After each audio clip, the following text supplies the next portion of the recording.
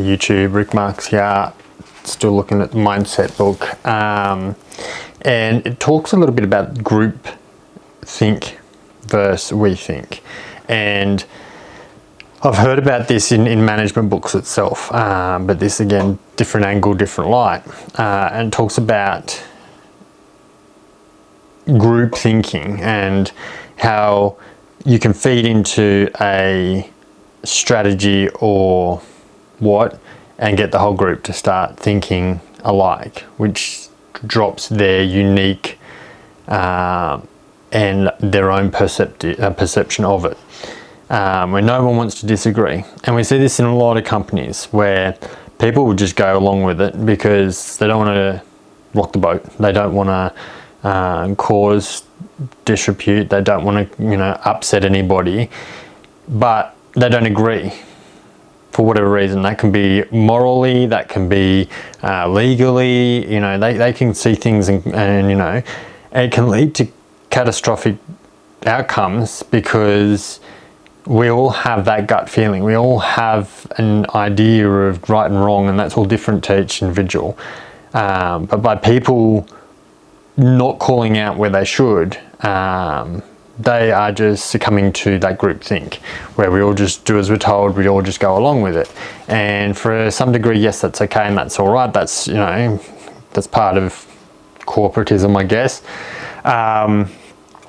If it really isn't resonating, and I've talked about it before, then you've got to do that sums of, is it time to get out? Is the company no longer aligned with your beliefs? And I think the generations today are a little bit more, I guess, attuned to this way of thinking, and we don't just take it. Whereas again, boomers, quite often loyalty mattered. You just did as you were told. You were just a worker bee.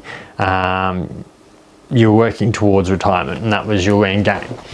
Today we look at it and we go, yeah, but that's a pretty boring life as such, or a pretty bland life to be living for the final 20 years, 30 years that you get in retirement. And so I think it's important that you speak up. I think it's important that you ask the questions, you challenge the status quo, because there could be other people who agree with you, and yet if everybody just sits silently looking around agreeing by default, that's not going to help the company, and that's not going to create good moral within the teams. The company's ethics and stuff, if it does collapse, then what? You're going to turn around and go, well, I told you so. I knew that was going to happen. Why didn't you call it out back when the plane was taking off, that you knew that something wasn't going to go right? You're part of that vessel. You're part of that journey. If you know it's not going to be right, call it out. They can tune things, or they can dig deeper if you've got an insight that they haven't thought about. So I just thought that was an interesting one that came about, was the group thinking and that way of how we all don't like to speak up. We all don't like to cause a scene.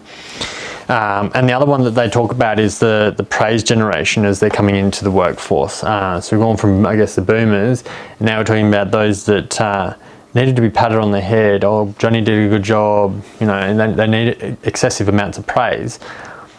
And in the book, it talks a lot about it. There's a lot of companies that are approaching consultants, trying to understand how can we manage these people, because they are constantly needing affirmation and assurance, and that can be hard sometimes if it's not necessarily they're not achieving the goals or the results, but it's like a puppy dog. It's constantly needing, and that doesn't help grow them or encourage them. And yet this is something that's been inherent right through from birth, that they've been praised upon. And I guess this is part of that problem of fairness and equality, where society has created almost a problem, because we've gone now to this extreme with participation medals and the like and everything. Whereas when I grew up, if you didn't get first, second or third, thanks for coming. That was that. Now, you do anything and that's seen as worthy of participation, but does that cheapen then those who win or come first, second, third, for instance, because everybody gets something? Have we done that to create all-inclusive? Because by not giving someone something, it's exclusive. I know there are a lot of questions and, it's a big topic, but, these are all those things as a workplace. This can lead to staff walking because they're no longer feeling like they're getting patted on the head. They're getting the praise that they need because from their core, that's how they've grown up. They've always had their parents say, oh, you did a good job, and kind of pander to them. And the workplace sort of doesn't necessarily work the same. When you achieve, record outcomes or something, fantastic, that gets called out. And I think the problem becomes if you're waiting for the daily affirmations from your boss or from your manager, that's not necessarily going to happen because you've been paid. That is pay. That's what you get paid money to do. You get paid money to come and do your best efforts, and then that's the reward. If a manager has to appraise and applaud their staff every single day just to do their job, then it loses its value as well. So when your boss actually does call out fantastic, amazing work that you did on blah project, that doesn't have the weight to it. Whereas when it doesn't happen often, that's the whole reason your pay is coming in, is that's your reward for just showing up.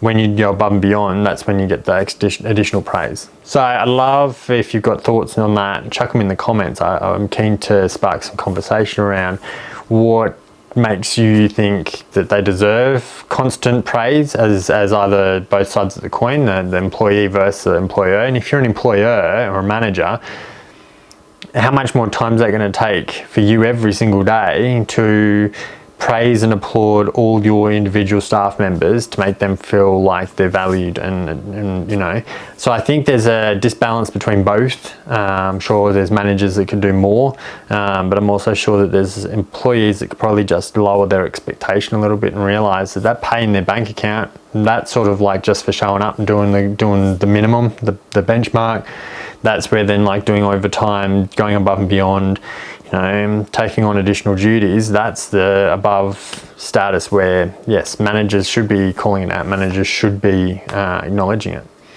That's it for this episode. Have a fantastic day and you'll see me in the next video. Bye.